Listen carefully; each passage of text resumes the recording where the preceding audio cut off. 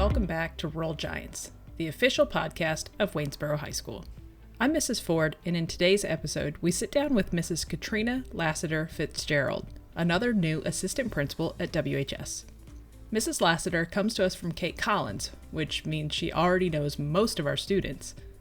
We'll talk about her start in the Tidewater area and how that experience has shaped her overall view of students and education. Are you ready? I'm as ready as I'm going to get. You're going to be great. It's going to be amazing. Yeah, let's go with that. Okay. All right, so the first question. How long have you been in your position, and how did you end up here?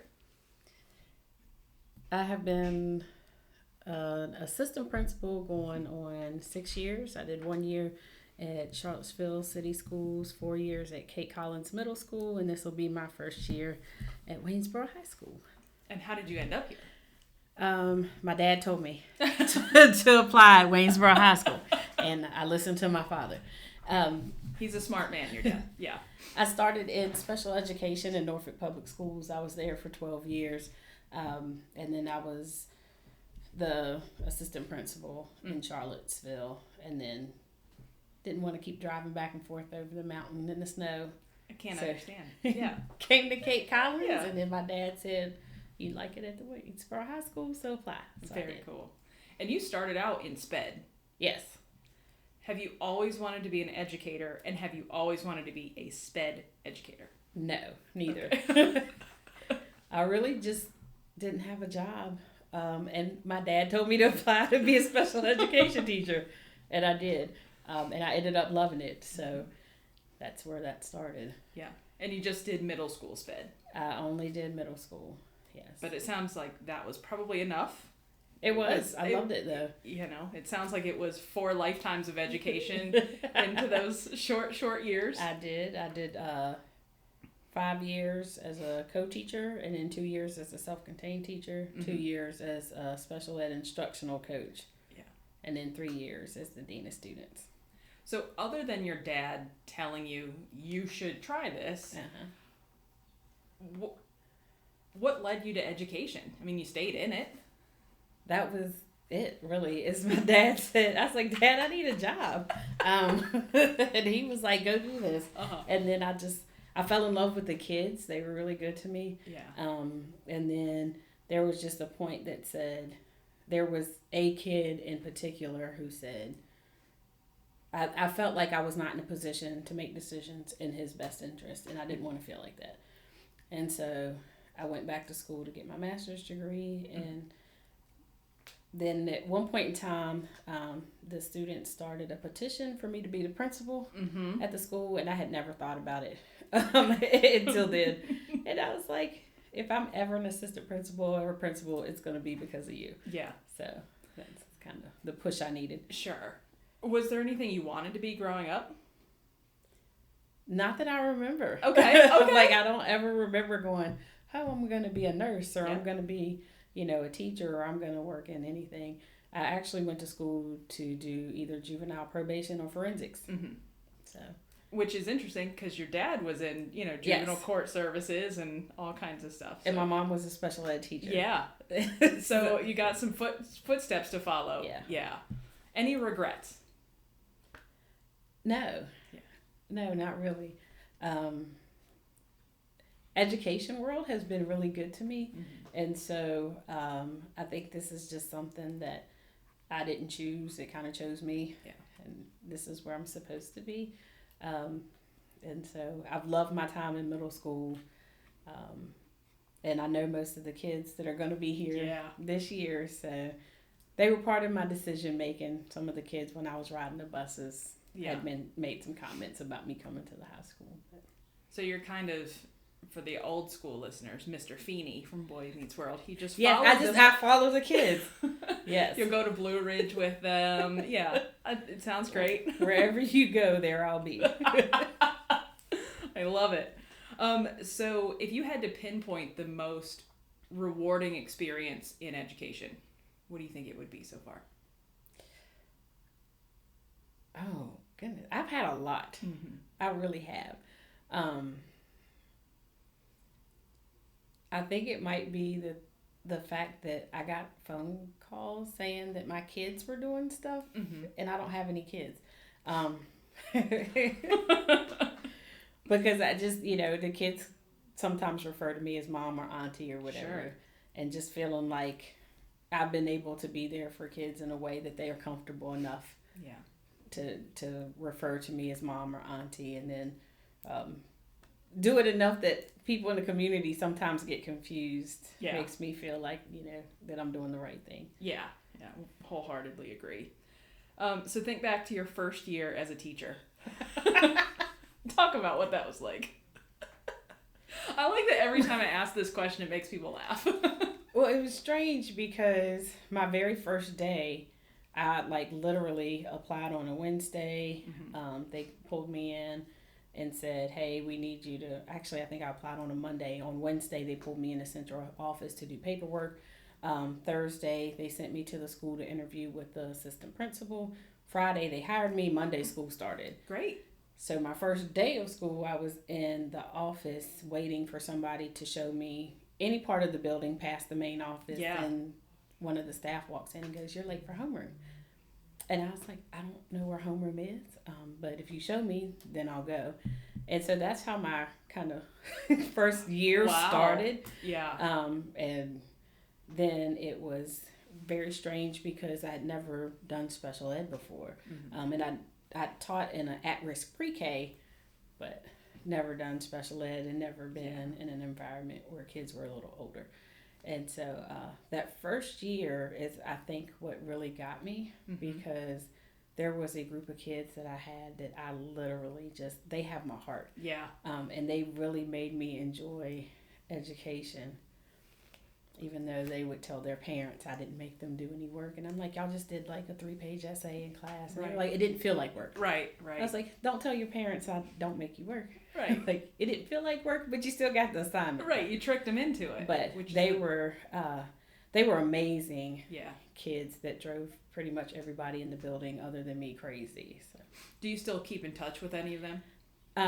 Their parents, some of them, yes. Yeah. The kids, not so much. Okay. But some of their parents I have kept in touch with over the years.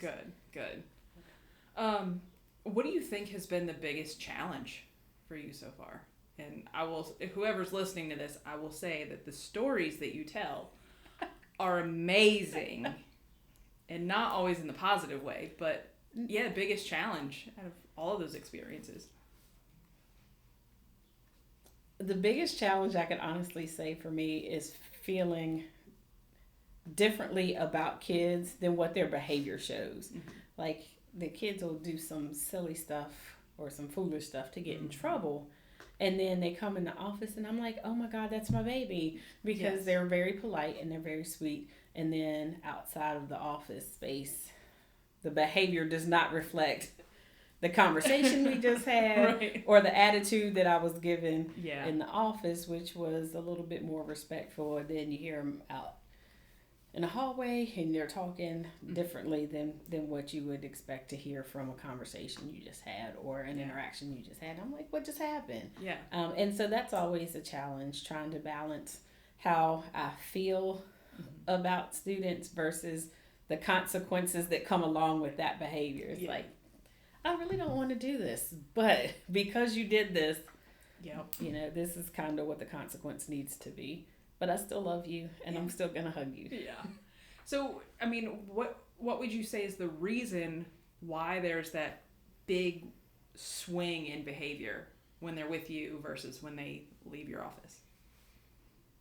I don't know. I think it's just because I'm like everybody's mom or auntie. Okay, yeah, that makes sense. And so if you come in here, it's kind of like, this is how I would handle this with my niece or nephew. Yeah. Or my nieces or nephews. And, I think separating the emotional side of it versus the behavioral and consequence side of it. Yeah. It's like, look, you made a mistake. You might have made a mistake more than once. It's not going to change the way I feel about you. Like, I'm still going to love you tomorrow, and it's not going to be a thing. I understand. Even sometimes with the kids, that our interaction isn't the best in the moment. It's like, tomorrow it's going to be like it never happened because tomorrow's a whole nother day. Yeah. And so I think having that ability to try to separate how I feel from students versus this is the behavior, honey, and this is what the code of conduct said the consequence is. But it's not going to change how I feel about you tomorrow. Yeah. Kind of helps with that relationship. Yeah. That the behavior doesn't define the person. Not in the least. Yeah. And that's nice. I think some folks get frustrated to the point where they forget that the kid's behavior is not the kid. You know, the kid is an independent person that is acting out for reasons beyond themselves even. Yeah. So I think that's a good thing to remind some of our teachers when they get real frustrated that, yeah, it's not the kid. Yeah. There are other things. So let's do maybe some fun questions. All right. Okay. What would you say your favorite school appropriate word is?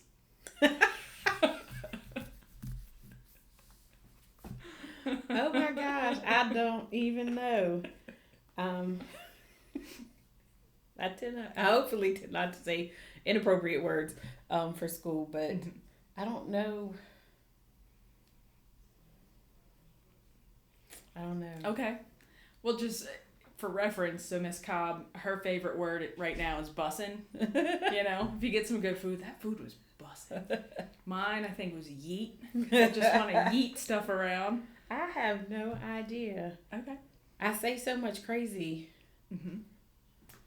And you can have a phrase even, and we can come back to this question. Yeah, we're probably going to have to come back. Let's come back. That might be a question we have to do another podcast and ask the kids. Like, yes. What is the thing? It's probably going to be like, what the hamburger?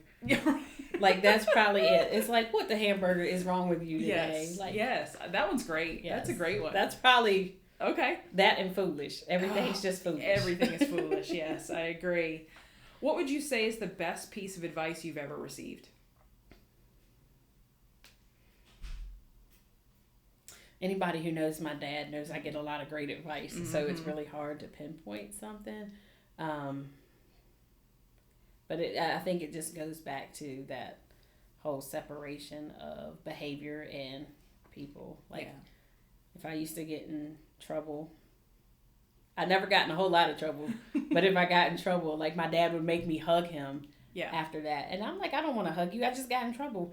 But he was like, you need to understand, like, this is a behavior. This is not who you are. Yeah. And I still love you. So, yeah.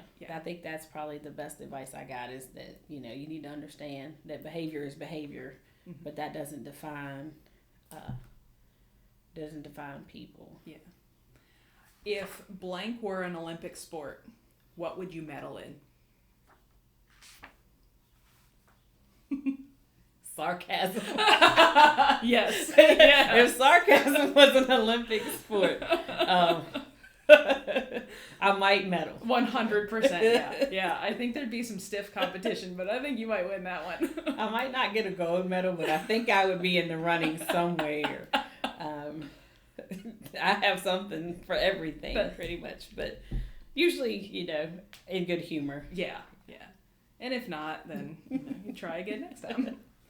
And then finally, as a middle school person coming up to the high school for your first high school experience, I guess, what would you say to our rising ninth graders?